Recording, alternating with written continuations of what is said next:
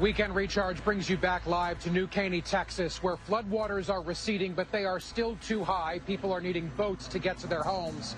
And the best way to see the neighborhood behind me is to go to the sky via drone. So let's do that right now. Rodney Hall behind the lens to be able to take you down this residential street, but more importantly, show you the full scope of the flooding here on the east bank of the San Jacinto River. This is just one of so many residential areas underwater right now, people needing to use boats and high-profile vehicles to get back to their homes. And Rodney, going down this street, it is amazing to see just how inundated this area is with the San Jacinto River water. If you can look through the trees, you can really see that the water does go everywhere. Rodney, could we go off to the left and kind of truck off to the left and show people where the water is actually coming through? Because we're pretty far from the San Jacinto River, but you can see the glimmers of water all through those trees. And then here we go, coming out to the left there on your screen.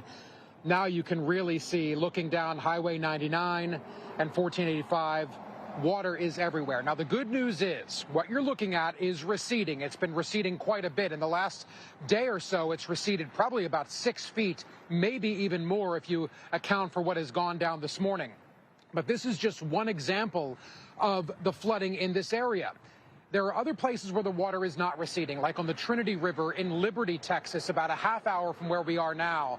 That water on the Trinity River is actually continuing to flood. It is getting deeper, and it's expected to go up by about a foot over the next 24 hours. That's not even taking into account the more rain we're going to get. We're supposed to get some potentially flooding rains Sunday here in southeast Texas. So remember, the greater Houston area is probably one of the most flood-prone areas in the United States, at least when we're talking about a major metro area. They call Houston the Bayou City for a reason. There are 14 bayous that wind around and go through Houston, trying to drain floodwaters away.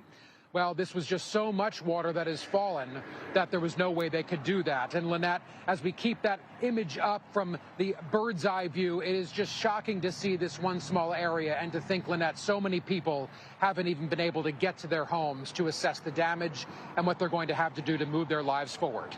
Lynette, into you.